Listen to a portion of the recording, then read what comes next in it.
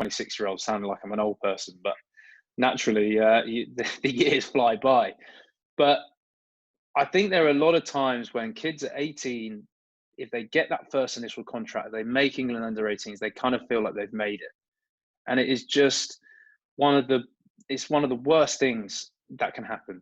You know, rugby is so cutthroat. I've seen so many guys, we talked about late developers. I've seen so many guys get that 1-year contract at Northampton, think they're the bee's knees, and it all comes crumbling down, and they all their eggs are in one basket. They're kind of looking around and be like, well, what am I going to do in my life? So I think I was in a good position. Yes, it helped me, but I also think maybe naturally I was someone who understood, you know, this is cutthroat. This is not something which you can sort of just think, well, I play for England under-18s, therefore I'm going to be playing in Premiership rugby soon. The whole of that thinking is just, I think, pretty catastrophic. And I was probably fortunate that at Northampton I was probably kept very level-headed. The academy system was very much, you know, we had to work hard, we had to do the cleaning of the gym, we had to, you know, fill up the water. I'm not sure if that still goes on now, but it was, you know, a bit old school, but at the same time, I think kept everyone pretty humble, and it kept you as a youngster in a position where you understood, you know, I have to work hard, I have to earn the respect. So a bit of both. That's what you say. Yeah, England age group stuff definitely helped me, but at the same time, I like to think I had a pretty good attitude as well. Yeah. Who were the key sort of players in that Northampton Saints squad that you enjoyed playing with and, you know, and learned things from? So I'd probably have to say someone like Lee Dixon, and I've known Lee now for years and still good friends with him today. So maybe I'm being biased, but he, you know, a yappy number 9 is some people's nightmare, and I think even some of the forwards, even in his own team, just thought, "Geez, Lee, just shut up." But for me as a halfback, it was he would very much try and push me all the way. You know, he'd tell me if I'm not doing things right. He'd tell me if I'm not being loud enough. And, you know, to this day, he still does, if he sort of reviews my game, whatever. And I think having someone like him was really important, as I say, particularly as a halfback. But then you had the likes of Dylan Hartley, who was, you know, people say what they want to say about Dylan with his sort of track record of infringements, put it that way. But at the same time, he was a leader of men. And I have to this day say he's probably the best captain that I've ever had. And as a youngster, he was incredibly good at keeping himself, not just, you know, his focus was the first team, but also bringing in the academy boys. I'll never forget my first year. One of the kind of initiations as such was, although we didn't know it, was basically all the academy got invited around Dylan's house. We had a massive barbecue, and it was just a few of the first teamers, but also the whole academy. And it was kind of that feeling, you felt very much part of it then. You know, so I would say, yeah, those two in particular, Lee Dixon and Dylan Hartley, were definitely two guys who I think helped me, but also just helped the youngsters, definitely. Do you think playing in your position at fly half did again that lend itself to you becoming while still a young player, showing those sort of leadership qualities? Again, having the help of someone like Lee Dixon inside of you and some of the other key players around you. Do you think playing fly half, you know, naturally you've got to have those leadership qualities when you're playing? I think, to be honest, you've got to be. And I wish I was one of these people who, you know, the Pacific Islander boys who just laissez-faire, just everything's chilled, everything's just a good time. You know, I wish I was just a bit more confident in myself. You know, I think everyone's a confidence player, but I would say, yeah, I probably definitely am. And I think as a 10, yeah, you need to be verging on a bit of arrogance. You need to have that ability to be the cog of the wheel and put your hand and say, lads, follow me. I've seen people do it very wrong. I've seen players literally put their hands up in the change room and say, listen to me. Yeah, you need to, if you're going to talk the talk, you need to walk the walk. But I think, yeah, naturally as a 10, you're having those attributes whereby you take control. And if you don't take control, then you get found out and you simply don't progress. Yeah. And again, I guess, speaking from experience of coaching and playing, your relationship with the coaching team is important on, you know, how you can execute the game plan that's put in place in the week, how you can drive that team, as you've just spoke about there, but I think being a scrum half or a fly half, they're two pretty pivotal positions in how a game wants to play. Yeah, and I think the key thing for coaches as well is and the best coaches I think I've been around is the understanding that they're going to try and implement a game plan, or you guys, I should say. You're going to try and implement a game plan, but you've got to trust your players' understanding of it. And it might be like the times when you have that conversation, and let's say I'm having the conversation with you, Richie, and you're telling me that, we need to play the ball wide the whole time in a game. But then as a player, as a halfback, considering that you are going to literally be taking the reins, yeah, I could go away and just go, all right, Richie, yeah, yes, sir, I'm off. I'll do it. There's got to be an element of that. But at the same time, maybe I might disagree with you slightly a little bit in terms of having that player-coach relationship whereby you are talking about the game. So long as the coach can listen to you, but then so long as the player doesn't obviously go and be a maverick and then think, well, I'm stuff the game plan, I'm off. But I think particularly whenever I'm in attack meetings, it's always the 9 and 10 that's in an attack meeting with the coaches. Because ultimately then, if we're all behind the game plan, we're the cog of the wheel. We're the ones that are going to be trying to implement it. We're the ones that are saying to the lads, being like, right, this is what's happening. Let's get on board. And, it's, as I say, I think that player-coach relationship is very important to how successful a team can be. Yeah. I'm bouncing around a bit, Will. Apologies. I'm just... No, you're good. Don't worry. Things are coming to me as we're talking. I think, again, sticking with the player-coach relationship, which... you don't have to name coaches. I won't ask you to do that. But what type of coach that you've had experience of working with have you had better relationships with? You've played under Nick Walsh and Ian Peel for the under-20s when you won the World Cup. You were down at Exeter Chiefs with Rob Baxter. You've had Mike Rayer at Bedford, and I know you've had other coaches as well. So they're all going to be different in their approach and their philosophy. So for you, which what type of coach, which type of style of do you think has got the best out of you as a rugby player? Yeah, I will name a bit. I think when I was younger, I think John Fletcher.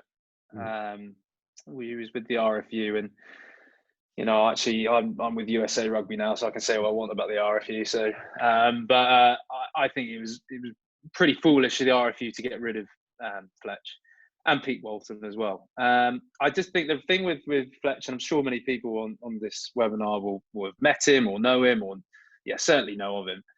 He was very much this person whereby he wanted, if it was me, Will Hooley, or if it was Anthony Watson, he wanted our natural ability, our talents to be seen and expressed in the match, and I have to admit, when I look back maybe a few clips of when I was playing 18, I kind of look at myself now and just think, why do I not just go for that chip and chase, like that? Why do I not, just investigate the blind side a bit more?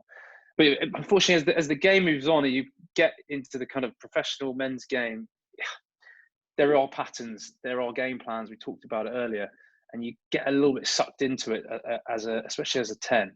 But John Fletcher is always very much like, yes, we'll have some structure, but let's go and express ourselves. And I would say I look back and I think as an 18-year-old, I loved it under him. And meanwhile, though, I've also loved various other aspects of other coaches. Gary Gold, for example, the USA coach, South African, is structured. But at the same time, with Gary, is particularly understanding the USA and the side that we have and the talent that we have, or maybe the lack of talent, but the industrial nature of some of our athletes. You realise there are certain structures for certain elements of whatever team you're playing in. But as I say, it's the combination between coaches who give you the license to express yourself, but also give you that framework to have the understanding of what the hell you are going to do as well. So I hope I've kind of answered that. I realise I've already mentioned Fletch, but yeah. Perfect. So moving on to Exeter Chiefs. So after Northampton Saints, you were lucky that you had a contract down in Exeter to play there. So what were the, if any, the fundamental differences between your Northampton Saints environment and your Exeter Chiefs environment? Again, you spoke around people like Jack Noel and Henry Slade that you came through the age groups with. Was it good to have two friends at Exeter? Was that one of the reasons why you decided to go and play down at the Chiefs? Yeah, absolutely. I think that's definitely a degree of that. Actually, one of the coaches I realised, when you're on these talks, you always think about stuff just suddenly. Ali Heifer. And Ali Heifer was my academy Northampton Saints coach when I was kind of age 13 all the way through to 15. And Ali was the one who actually basically spoke to my agent and said, look, is Will available? And I think when I then met Rob Baxter and Ali Heifer, I loved everything that they were saying. At the time when I joined the club, Exeter were really starting to sort of push towards the top four, but not quite getting there. And I loved everything they were basically saying in terms of young boys, giving them the opportunity, trusting them, and implementing it. Talk about game plans, a game plan which was, you'll get in this team if you work really hard. And the big thing at Exeter was the no talent rule. There's no talent you need to kick chase. There's no talent to get off the floor. No talent to go and hit that ruck. No talent to get realigned in attack, or get up off the floor and get tackling again, get in defence. And that, for me, really resonated. I really enjoy that. I like to think that one of my strengths is probably my general work rate and engine. And that was exciting to be part of that. And for me, hearing those sort of things made me very much like, I think this is the place for me. On top of the fact that I knew the guys there. I mean, when I literally looked around the club the first time, I bumped into my, at that time, ex-England under-20 teammate, Alec Hepburn, front rower. And he's a funny guy, just said, yeah, look, you're coming into a very well-oiled machine. And I think Exeter is that. I think the Chiefs is a very well-oiled machine. And also, I think I might have mentioned earlier, I wanted to get away from being labelled the academy kid at Northampton. I felt that I had some unbelievable time there, and Jim Malander, superb. He gave me the shots at Premiership level in Europe and whatever. But I just felt if I wanted to really kick on, I'd have to move away from that stigma of just being labelled this academy kid that was come through the ranks. And it was a big decision that I made. And yeah, it was ultimately, I think, a good one. Again, Will, do you think that for you, do you think it's been important to experience those different environments, being at Northampton and at Exeter before you were at Bedford? Yeah, massively. I think for me, it's like I talked about before, how you gain things from each coaches.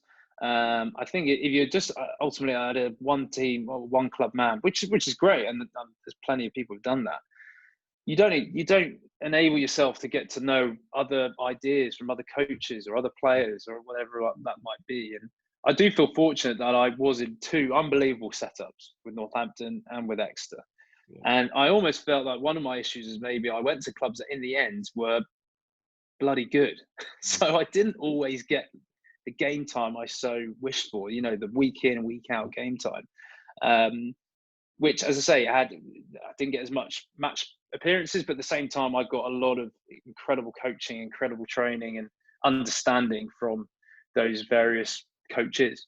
How did you manage that mentally, Will, from being in a position where you'd started a lot of games at fly half to then go into a position where you weren't potentially playing or weren't getting as much minutes as you were used to? Because again, I bet that would have been quite difficult mentally to deal with initially. Yes, it was. I mean, I was still a youngster back then. So for me, everything was still the idea of playing week in, week out Premiership rugby was still like a goal of mine looking ahead. It didn't feel to me like, oh, I should be doing this right now. Maybe I should have felt like that, in all honesty, looking back. But at the same time, it's difficult. And a lot of players, the whole sort of holding the bag, they just can't stand doing it, or some players can stand doing it. And like I've said before, the line for a youngster, it's so important to go and play. And I do believe that massively. I do believe that if you're at Northampton, you should be going on loan to a Cambridge. You should be going on loan to Rosslyn Park, or you get in the Championship with another team like that. But at the same time, I recognise how important it is to be involved in a really good environment as well. And I would say you can get the balance right between being in a really good environment, training on the field, off the field, as well as getting a good amount of game time. I think maybe you'll be better off as a player, but that's just my opinion. Okay, cool. Right, I'll fast forward. I'll skip Bedford for the time being. We'll go straight to representing USA and your first cap against, I think it was Argentina, and you came on and you kicked two penalties and won the game 16-10. Wikipedia is really good, by the way. I didn't just rule that off. But how special was that? Playing for the USA in a full capped international game, and then going on to represent the USA in the in the recent World Cup in Japan. Yeah, it's pretty mental. Wikipedia isn't always the most best source to use. I don't think everything on there is true, both in a good way and in a bad way. But I mean, first of all, very briefly, how I got involved with the USA Rugby was it's my grandmother, so my dad's side of the family, and I was playing. It was back in 2017, and I was playing for Exeter against 2016. I was playing for Exeter against Worcester. And my dad literally sat next to this American couple. They didn't talk about rugby. They talked about my dad's mum, blah, blah, blah. Dad's mum's born and raised in Los Angeles and actually met my granddad in America. It's only they came to the UK to have my dad. And this couple, the guy was on the board of directors for USA Rugby. It was almost as if like, how on earth is this being scripted in a way that it was fate almost. And from there on, they kept scout of me for about 6 months. I spoke to Blaine Scully, who's now ex-captain. I spoke to Chris Wiles. I spoke to, amazingly, I had 2 FaceTimes with John Mitchell, who is, of course, now the defence coach at England, but he was the current head coach of the USA at that time. And for me, I looked at myself, in particular, this is off the back of an injury that kept me out a while when I was at the Chiefs. I got that initial contact, but then I got injured and then I was out for a bit of a time. And it was in this time whereby I kind of looked at myself, I was like, what do I want out of this game?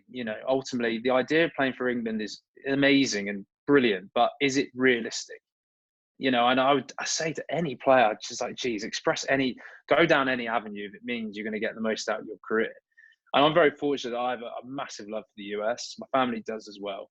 And eventually, as you say, I said, yeah, I remember going to a Germany training camp in 2017. And then I made my debut in Los Angeles. And there, I literally gone from playing at Goldington Road.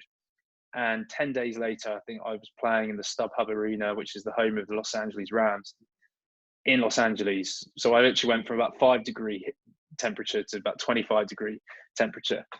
And that was against Argentina. And then we played Canada in Sacramento, and then I literally, in again a space of about a week, went from Sacramento to Rotherham away, playing for Bedford, which was the most almighty come down. I know many people on this. The world's narrowest pitch.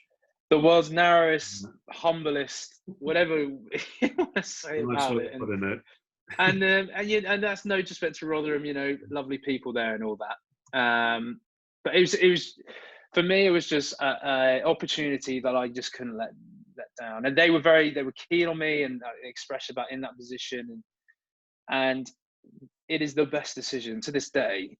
It's the best decision I've ever made to be involved in that squad now. And we'll come on to the World Cup in a minute. That was disappointing, but ultimately everything that I've done with the US has been amazing. The places I've gone around the world, people I've met, the teams we played against, the results we've had, places of stadiums, everything. And it's one that, started out from a dad speaking to a couple on a Six Ways stadium. It's crazy, isn't it? So how circumstances can, point you in a particular direction, and moments of fate. I think it's amazing. I think with the USA stuff, has there been a massive shock in terms of levels of performance compared to when you played in the Premiership and played in the Championship with Bedford? That level of intensity, does it go up again massively playing international rugby? For sure. I think international rugby is very different because you get a lot less time with each other. You've got a whole season with your club. Meanwhile, especially for the US, we will come together in the autumn with the American Rugby Championship, which usually follows the format of the Six Nations, although that's, I think, getting moved. And then you have the summer tour, summer series.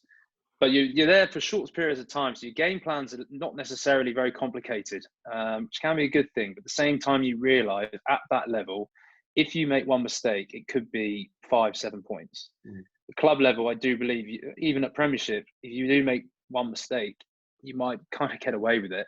But not to say, I played in Championship games which are faster, more physical than I have playing at the World Cup. But then equally, the small margins at international rugby, um, they're so minute, and actually I love it. I really enjoy that whole kind of just level of intent. And some people might think I'm a bit nuts to enjoy that sort of the pressure environment, but that's ultimately why I wanted to get into the game, and it's why I wanted to be professional. With the American stuff, Will, again, come on to Tracy. Tracy's the star of the show tonight, other than yourself. But he's done a lot of work with the USA Sevens, and again, it's pretty well documented the richness of the culture with the USA teams. How difficult is that for the team to gel by spending such a short amount of time together? Well, I'm probably fortunate in the sense that the 15s program, we're a very tight knit group. To be fair, American rugby now is doing very well with the Major League Rugby, so the pool of players is becoming very good. The competition is very good as well, which is great. But you would say there's probably good key squad who are in that, being regular over the American squad, I should say, over the last few years. I was very concerned when I first turned up in that Germany camp in 2017. Here is a guy who does not sound American at all. Had barely been to America, let alone up to that point, because all relatives had passed away from my grandmother's side of things. And it's kind of like, oh, geez, this Cambridge lad just coming along and just come into this environment. But they were so welcoming. And I would say to this day, I mean, me and my partner are getting married next year, and a good group of that American team, we hope we're going to be there. So it's kind of, but it is tough. Sorry, to go back to what you were saying, it is tough because you've got people from all over the world playing in all different leagues, and even in the States, going from Los Angeles to New York is nearly a 5-hour flight. So coming together, and England have regular weekends away with each other training. We can't do that financially, but also geographically and logistically, which makes it tough. I'm sure Tracy knows that, with the Sevens program, it's a thing which just unfortunate for America's always going to have that. Yeah. So the World Cup, so playing against England in one of the pool games, in terms of moments in your career, how special and how surreal was that for you? Yeah, look, it was, and it's actually only been in the last, I'm not just saying it for the sake of this webinar, but in the last, lockdown period, I've actually had time to reflect on that World Cup. Because the World Cup finished, I came back and I was basically playing for Bedford. I went talk about going from Los Angeles to Rotherham. I went from Osaka to Doncaster in the space of genuinely about 10 days, which was also just delightful because Doncaster is such a beautiful place. Sorry for anyone who's obviously from Doncaster, but it's a bit different to Osaka. But it was an incredible time. I'm still to this day gutted about the disappointment, gutted about the results. We went into that tournament. We had such a good year in 2018. We had big results against Scotland. We took Ireland all the way for about 60 minutes in Dublin in the November test. And I just think we unfortunately peaked at the wrong time. We're in a very difficult group with England, France, Argentina, and Tonga. Our scheduling was tough as well. We didn't have big long turnarounds. But look, that moment of playing England in Kobe was incredible. I was very nervous, but when I was in the tunnel and at the World Cup, you probably heard they had these big bongo drums that would bring the teams out. And I was in that tunnel and looking to the right of me, and there's Luke Cowan-Dickey, there's Lewis Ludlam, all guys in there. We would smile at each other, and I'm trying to stay in the zone. I think to myself, like, this is mental. Like, I was playing with these guys not all that long ago, or whatever it is. And here we are at the biggest stage in one of the, Kobe was an incredible city. The stadium was amazing. It was indoors. The only negative was that it was humid as anything, so the ball was like a bar of soap. But being in that tunnel, hearing those drums, my nerves genuinely turned to excitement because, and this is going to sound so cliche, so do forgive me, but I genuinely thought about the time when I was 5 years old and I wore my Liverpool football top for one of Tracy's sessions back at Cambridge Rugby Club. to the point when I gone from school, to the point when I, England age group, becoming professional, and there I was in the moment where I really wanted to be. And, family were all there, and no one can ever take that away from you. And it's now made me so keen to then go to the next World Cup. Some people would be like, oh, brilliant, I've ticked that off. I never joined America because I wanted to go to the World Cup. Yeah. I joined America because I wanted to play international rugby. I wanted to have, be part of this USA legacy of rugby, I hope, that progresses forward, and go to many World Cups. And so hopefully that 2019 experience, I can hopefully get some more of it for the next World Cup. Yeah, it must have been an amazing experience. We've got a question, Will, on the World Cup. Paul, can I unmute you? So Paul Carter is our head physio at Cambridge, and he's got a question which, funny enough, is linked to medical stuff. So Paul, do you want to ask Will the question? No, I just want, because all the stuff that comes out in America with the American football and all the concussion stuff, was the concussion protocols that you had to go through after, unfortunately, you were knocked out, was that any different to what you've had in England with Bedford or the Saints or with Exeter? To be honest, I obviously don't remember all of it, but the level of care that I got at the World Cup was extraordinary. I mean, I literally, they brought my family pretty much into the changing room, and we all went off in an ambulance straight to the hospital. And when we got to the hospital in Kobe, it was almost like this private clinic, which was purely for the World Cup, I think. So I had CT scans, MRI, because I also damaged, and still to this day, I'm rehabbing it, to be honest, my AC left shoulder joint. And within an hour or so, I saw the specialist, was happy with the scans. I was coming around very quickly. It was bad because I got concussed, but actually I recovered very quickly from it. And so my initial sort of care was incredible. But then it was this standard protocol that happens. It was very much sort of taking the next 24, 48 hours to get over symptoms. And it was only then when I would come back and do light things, I'm sure you're very aware with Paul yourself, with players. But I think I would say that rugby now, even in my 7-8 years being a professional, unfortunately, I have had a few concussions. Quite a few players have. I remember when I got probably my first concussion back in Northampton when I was 2013, to then that concussion in 2019, the level of care, the level of understanding, the level of return to play precaution is way bigger and better now than it was back then, if that makes sense. It really was. I do believe rugby is trying to make it as safe as possible. But equally, with head injuries, it's unfortunately going to happen in the sport, but it's one where you've just got to be precautious, and that's all you can be. So, but I had a lot of great care at the World Cup, yeah. Thanks, Will. We're going to move on to the last little bit. Thank you for your patience with my ad hoc questions, by the way. Just this one, a bit of a test for you now, Will, to see if you can answer this. So I'm going to read you a quote. You've got to tell me where it's from, okay? Right. So the quote is, "Think about the things you can do and not the things you can't." Can you tell me where that's been taken from? Well, very recently. So you must have read my Twitter account fairly recently. That is from James Taylor, former England international, and unfortunately retired, and now England selector. And I did a piece of writing, we might come on to it now, stuff outside of the game. Incredible. This guy had retired from cricket because he had a life-threatening heart condition at the age of 26, September 2016. And talk about having your love taken away from you so abruptly, and yet he's so positive. Particularly in the Mental Health Awareness Week that we've just had, I just thought was staggering. So yeah, that's from James Taylor. Brilliant. And I didn't tee you up for that either. I'm impressed. Well done.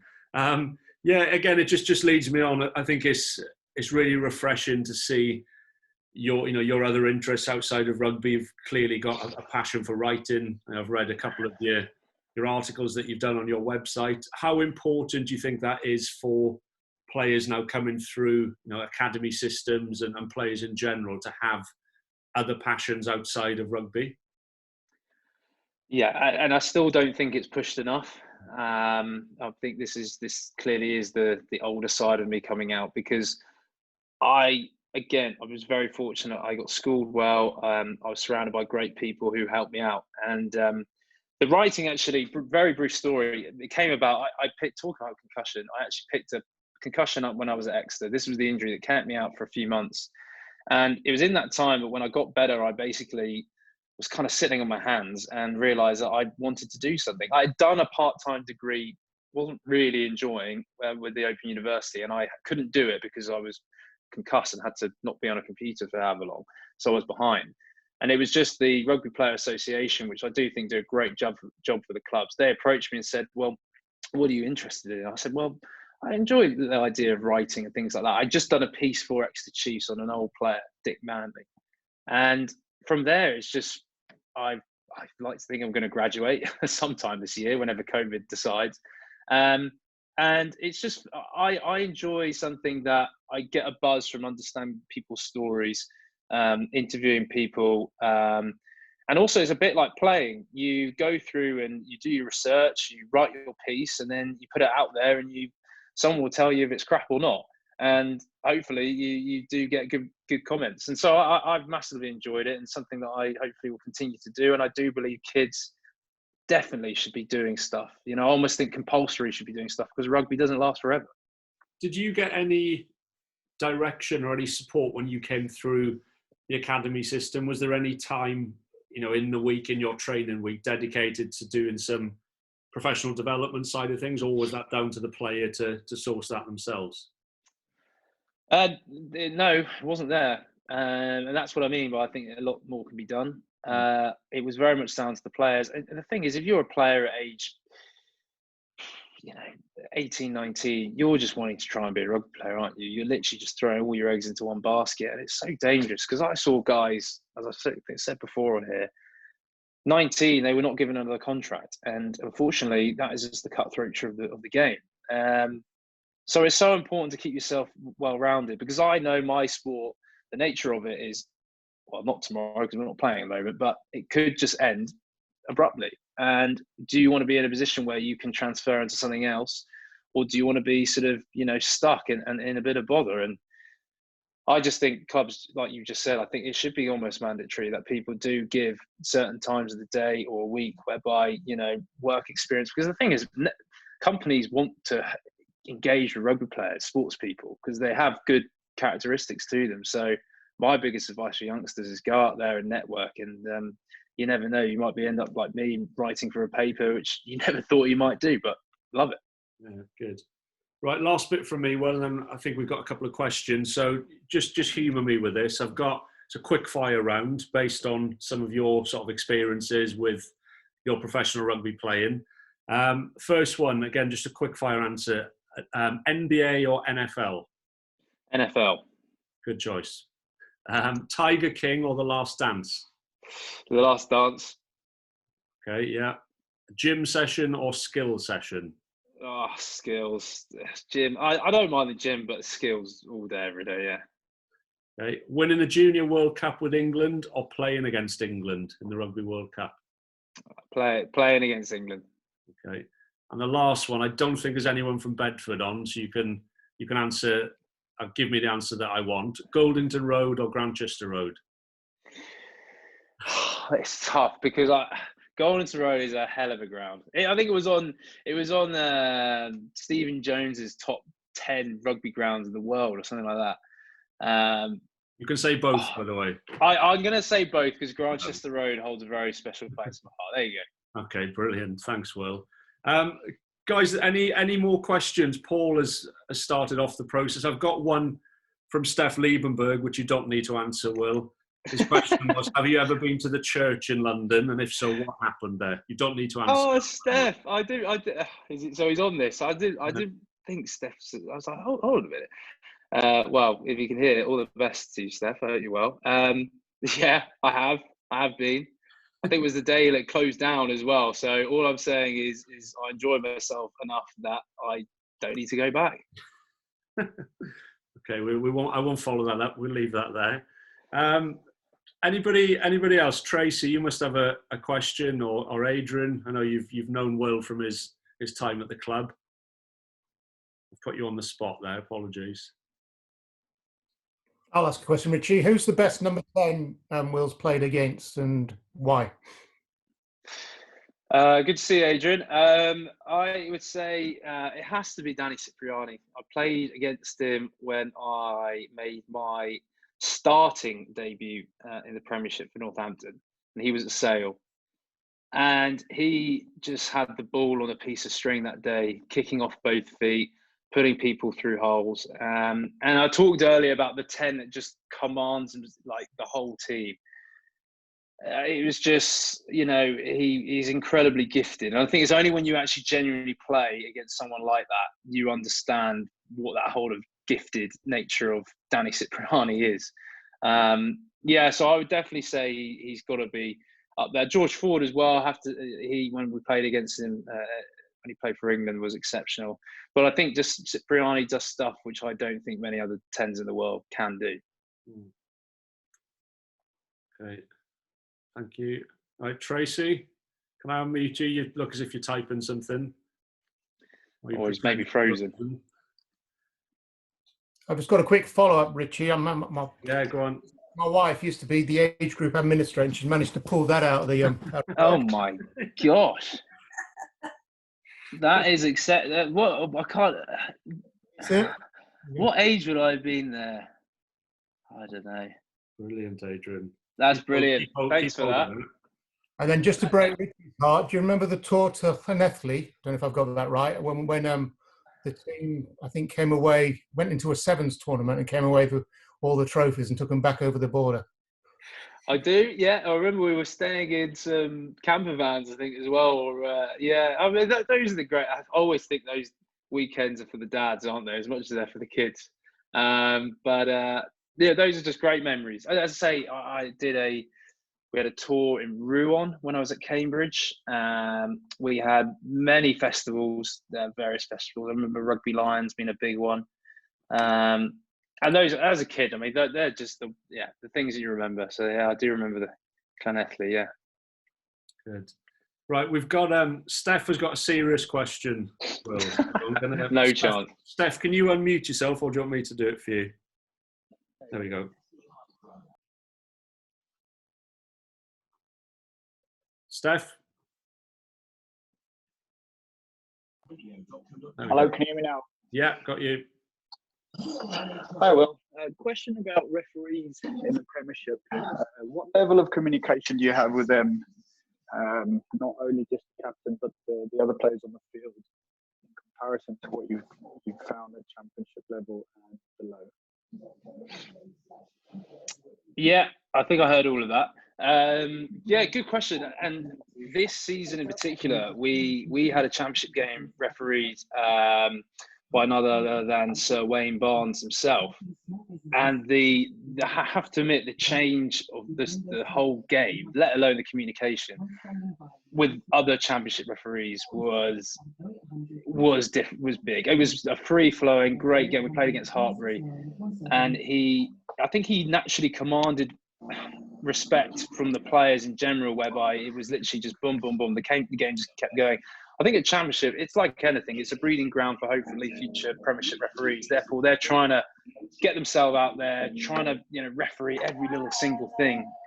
And you sometimes feel when you're communicating with them, it can be kind of, they're so involved in just themselves and their performance, they don't really communicate their decisions around with the captains and the teams. And I would say the higher standard refs, they might naturally have a little bit more sort of just control and just general players, I think, just accept them a bit more.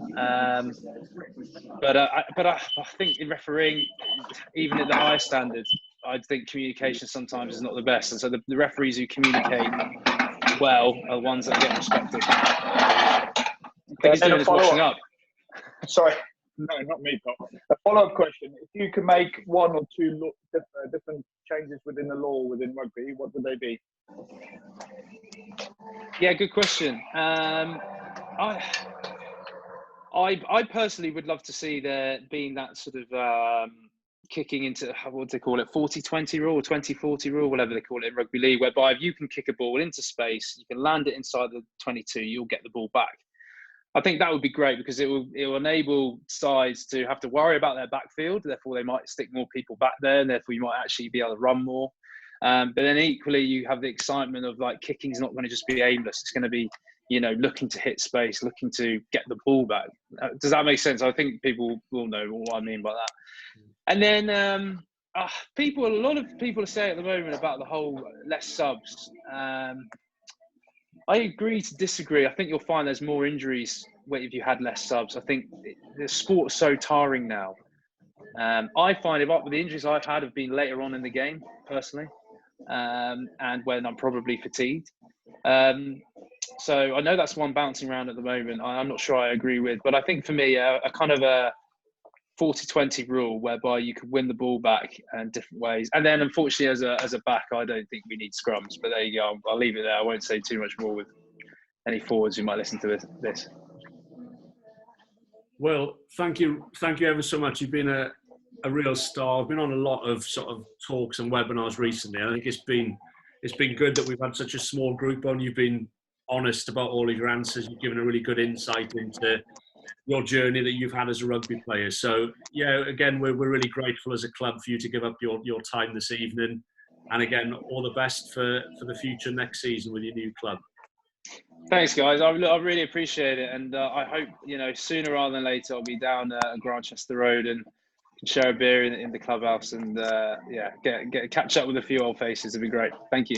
Great stuff. Thanks, Will. Have a good rest of your evening. Cheers, guys. Thank you. Cheers, guys. Bye bye.